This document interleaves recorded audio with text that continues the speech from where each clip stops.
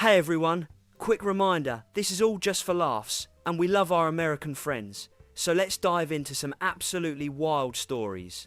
I was working at a tourist information booth in Prague when an American woman walked up and asked me which state Prague was in. I said it's not in a state, it's the capital of the Czech Republic. She looked confused and said, no, like which American state? I told her Prague is in Europe, not America. She stared at me for a solid 10 seconds and then said, but you speak English. I explained that many Europeans speak English as a second language. She said, that doesn't make sense. If you're speaking English, you must be part of America or at least connected to it. I showed her a map. She looked at it and said, this map is wrong. I've never heard of the Czech Republic. I asked if she had heard of Czechoslovakia. She said, yeah, that's near Chicago, right? I told her no. It's a former country in Central Europe that split into two nations. She said, you're making this up, and walked away to find someone else. My cousin is a flight attendant, and she told me about an American passenger who got angry during a flight from New York to London. About 3 hours in, he pressed the call button and asked when they would be flying over Kansas, because he wanted to see his hometown from above. My cousin told him they were flying over the Atlantic Ocean and wouldn't be going anywhere near Kansas. He said, that's impossible. London is west of New York. She said, London is east. Across the ocean. He pulled out his phone and showed her a screenshot of a map where he had zoomed in so close that London appeared to the left of New York on his screen. He said, see, west. She tried to explain how maps work when you zoom out. He said, I'm a paying customer and I want to see Kansas. She gave up and offered him free drinks. He accepted, but spent the rest of the flight muttering about how airlines lie about flight paths to save fuel. I was working at a hotel in Bali when an American family checked in and asked what time zone Indonesia was in. I told them Western Indonesia time, which is 7 hours ahead of GMT. The dad said, no, I mean what American time zone? I explained that Indonesia doesn't use American time zones. He said, everything uses American time zones. That's how time works. I told him that every country has its own time zone system. He said, that's inefficient. How does anyone know what time it is? I said, by looking at a clock in the local time. His wife jumped in and said, so if it's 3 p.m. here, what time is it really? I said, it's really 3 p.m. here. She said, but what time is it in real time? I asked what she meant by real time. She said, like Eastern Standard Time. I told her it would be early morning EST. She looked horrified and said, so we're in the future? Her husband said, I told you international travel was weird. An American tourist in Edinburgh asked me how to drive to London. I said, you can't drive from here to London. You need to take a train or fly. He said, what do you mean I can't drive? They're both in England. I corrected him that Edinburgh's in Scotland. He said, same thing. I told him Scotland and England are different countries within the United Kingdom. He said, that's too complicated. Just tell me which highway to take. I explained that there's an ocean between some parts and it's a long drive regardless. He said, an ocean between cities. I pulled up a map. He looked at it and said, this is confusing. Why isn't the UK organised like the US with clear state lines? I told him they're separate countries with their own governments. He said, so it's like if Texas and California were different countries? I said sort of, but with way more history. He said, that's a terrible system, and booked a flight instead. I worked at a car rental place in Dublin and an American man wanted to rent a car to drive to Paris. I told him he couldn't drive to Paris from Ireland. He said, why not? Is the road closed? I explained that there's an ocean between Ireland and France. He said, can't I just take a bridge? I told him there's no bridge across the ocean. He said, that seems like a major infrastructure failure. How do people get around? I said, by plane or ferry. He said, a ferry? Like a boat? I confirmed. He said, that's going to take forever. I told him a flight is only about 90 minutes. He said, I specifically rented a car because I don't like flying. I suggested he return the car and take a train through the UK and then the Channel to France. He said, the what? I explained the Channel Tunnel. He said, a tunnel under the ocean sounds way more dangerous than a bridge. I told him millions of people use it safely every year. He said, I'll just drive around the ocean, and refused to believe me when I said that wasn't possible. My friend works at a museum in Cairo, and an American teenager asked her which state the pyramids were originally built in before they were moved to Egypt. She said the pyramids have always been in Egypt. He said, no, I mean before. Like, were they in Nevada first? She asked why he thought they were in Nevada. He said, because there's desert there too. She explained that the pyramids are over 4,000 years old and have never been moved. He said, that doesn't make sense. How did they build them without modern technology? She said, with thousands of workers and years of labour. He said, but why would they build them in Egypt instead of somewhere more convenient? She asked, what would be more convenient? He said, somewhere with parking lots and gift shops already there. She told him gift shops didn't exist 4,000 years ago. He said, then how did anyone make money off tourists? She had to walk away. I was given a campus tour in Melbourne when an American prospective student asked if Australians celebrate the 4th of July. I said no, that's an American holiday. He said, but everyone celebrates independence. I told him Australia didn't fight a war for independence like America did. He said, so you're still part of England? I explained that Australia is independent but remains part of the Commonwealth. He said, that sounds like England still controls you. I said no, Australia is fully self-governing. He said, then why do you have the British flag on your flag? I told him it's a historical connection. He said, you should change it to look more independent, like put a kangaroo on it or something. I told him we do have animals on our coat of arms. He said, a coat of what? I said never mind, he didn't end up applying. I was working at a train station in Brussels when an American woman asked me which train goes to Africa. I asked which country in Africa. She said, just Africa. I explained that Africa is a continent with 54 countries. She said, okay, but which train? I told her you can't take a train from Brussels to Africa. She said, why not? It's right there. I asked what she meant. She pulled out a map on her phone that showed Europe and Africa on the same screen. She said, see, they're touching. I explained that there's a sea between Europe and Africa. She said, can't the train go on a bridge? I told her there's no train bridge across the Mediterranean. She said, that's really inconvenient. How does anyone commute? I told her people fly. She said, I don't want to fly for a day trip. I told her Africa is not a day trip destination from Brussels. She said, everything in Europe is supposed to be close together, and left annoyed. My brother is a park ranger in Yellowstone, and he said an American family asked him if they were still in the United States. He said yes, Yellowstone is in Wyoming, Montana, and Idaho. The dad said, but it looks so different from where we're from. My brother asked where they were from. He said, Florida. My brother explained that different states have different geography. The mum said, I thought all of America looked basically the same. My brother said no, the US has mountains, deserts, forests, plains and more. Their kid said, so it's like different countries. The dad said, no, it's all one country, it just has variety. Then he turned to my brother and asked, wait, are we going to need our passports to cross into Montana? My brother said, no, you don't need a passport to travel between states. The dad looked relieved and said, good, because I left mine at home. My brother asked why he brought a passport on a domestic trip. The dad said, just in case. I worked at a coffee shop in Tokyo, and an American customer asked me if Japan uses American dollars. I said no, Japan uses yen. She said, but I have dollars. I told her she'd need to exchange them.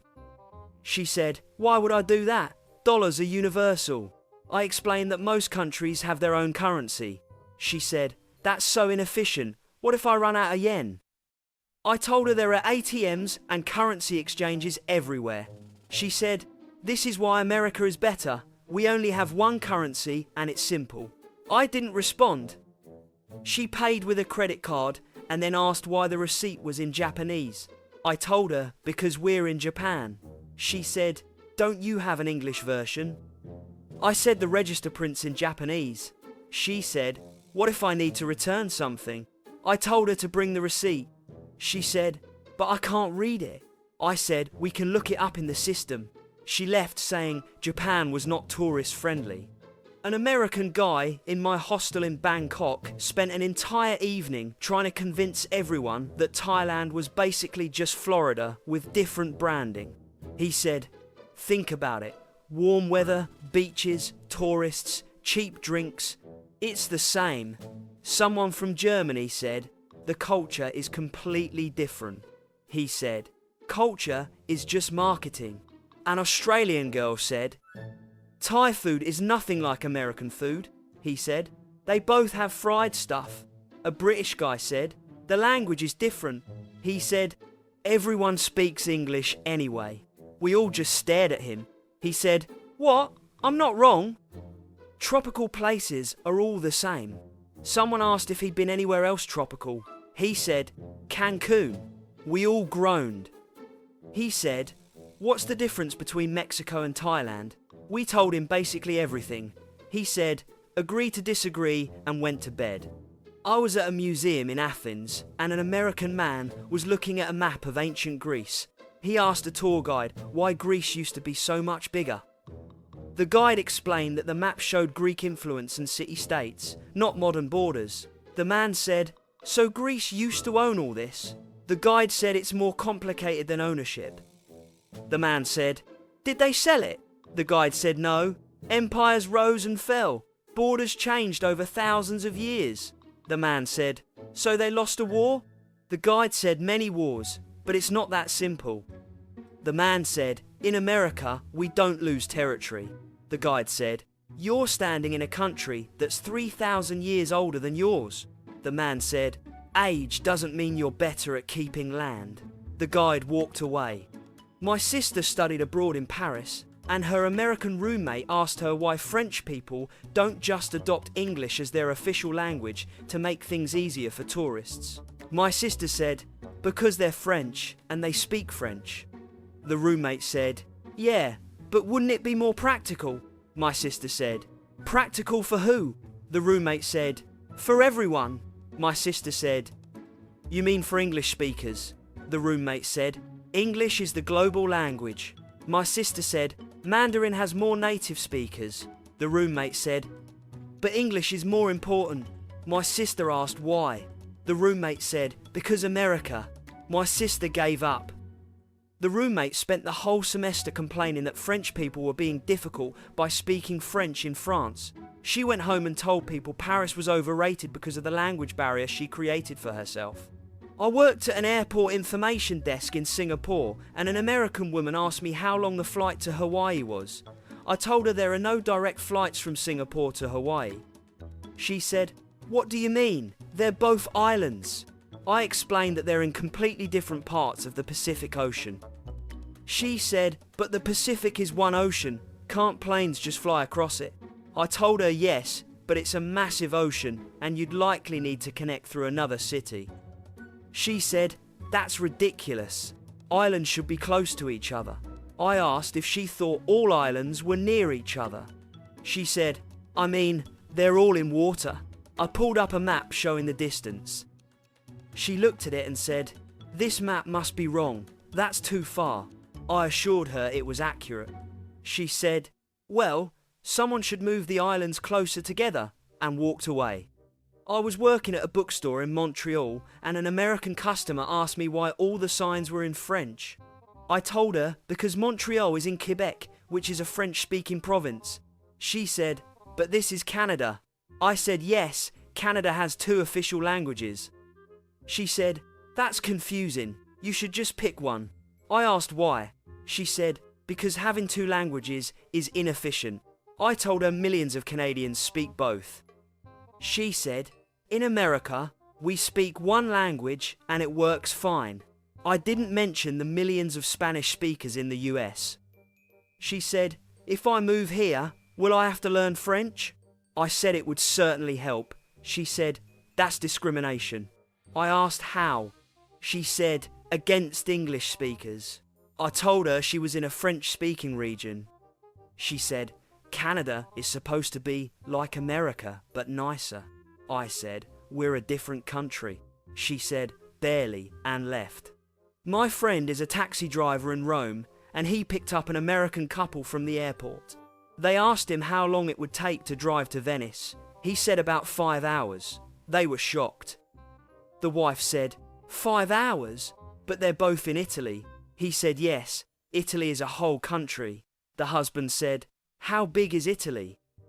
My friend said roughly the size of Arizona. The husband said, then why does it take 5 hours?